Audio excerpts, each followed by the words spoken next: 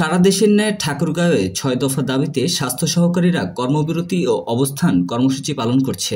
মঙ্গলবার ৮ জুলাই সকাল ৮টা থেকে সোয়া ১১টা পর্যন্ত Bangladesh health assistant association Thakurgaon জেলা শাখার আয়োজনে সিভিল সার্জন কার্যালয় চত্বরে কর্মবিরতি ও অবস্থান কর্মসূচি পালন করেন তারা। কর্মসূচিতে জেলার ৫ উপজেলার প্রায় ১৬৬ জন স্বাস্থ্য সহকারীরা অংশগ্রহণ করেন।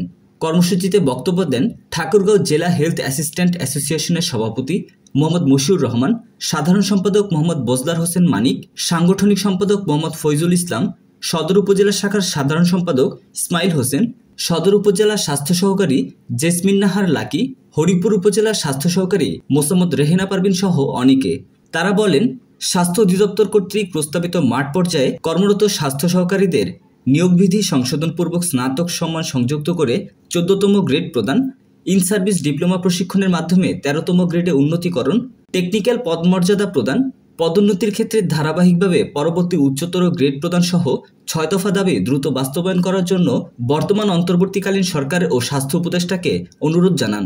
তাদের দাবি আগামী ৩০শে আগস্টের মধ্যে মেনে না নিলে পরবর্তীতে ১লা সেপ্টেম্বর থেকে লাগাতার কর্মবিরতি পালন সহ আরও কঠোর কর্মসূচির হুঁশিয়ার দেন তারা। প্রধানমন্ত্রী যখন চলছে এই মানববন্ধনে যদি আমাদের তাদের তো অনেক অর্জন আপনারা চুরি করেছেন, স্বাস্থ্য সহকারী ভাই বোনদের ওপর অত্যাচার ব্যবস্থা নিতে বাধ্য হব। আমরা তাদের বিরুদ্ধে আমাদের ৬ দফা দাবিকে সামনে রেখে বিভিন্ন কর্মসূচি পালন করেছি। আমরা আজকে তার ধারাবাহিকতায় সারা বাংলাদেশের ন্যায় আজকে আমরাও ঠাকুরগাঁ জেলা সিভিল সার্জন মহোদয়ের সামনে অবস্থান কর্মসূচি পালন করছি। আমাদের ৬ দফা দাবি নির্বাহী আদেশে নিয়োগ বিধি সংশোধন সহ স্নাতক সমমান ১৪তম গ্রেড দিতে হবে।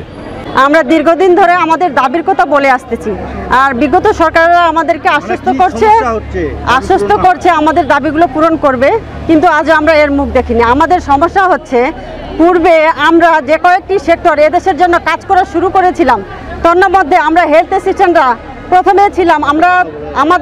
আমাদের গ্রেড ছিল ১৬তম, আর প্রাথমিক বিদ্যালয়ের প্রধান শিক্ষকের গ্রেড ছিল ১৭তম, ব্লক সুপারভাইজারের গ্রেড ছিল ১৭তম এবং ইউপি সচিবের গ্রেড ছিল ১৬তম।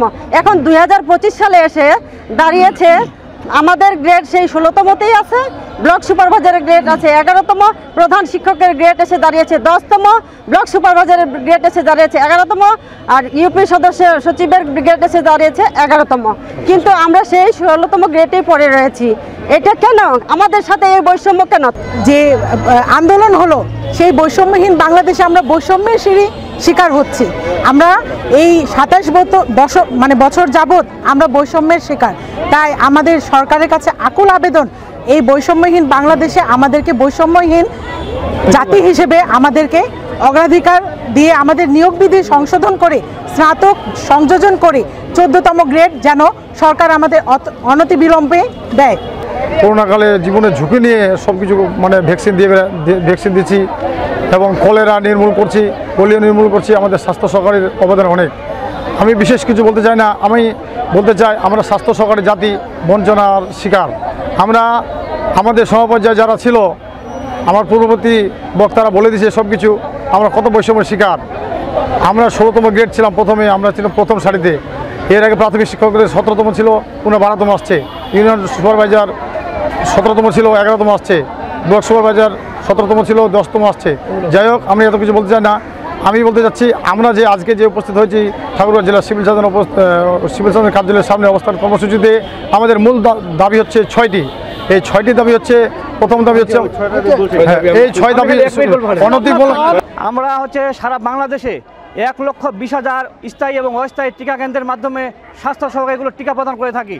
এই টিকা প্রদান যদি টেকনিক্যাল হয়ে থাকে, আমাদের পদ কেন টেকনিক্যাল হবে না? আমরা শুধু আমাদের ন্যায্য অধিকার চাই, আমরা ন্যায্য দাবি চাই, আমরা টেকনিক্যাল স্কেল চাই। যদি ভেটেরিনারি ফিল্ড অ্যাসিস্ট্যান্টগুলো ওরা যদি টেকনিক্যাল গরুর টিকা দিয়ে যদি টেকনিক্যাল স্কেল পাই, আমরা সৃষ্টির সারা জীব মানুষকে টিকা দিয়ে আমরা কেন টেকনিক্যাল স্কেল পাবো না? এটাই আমরা সরকার বাহাদুর কাছে আমরা জানতে চাই।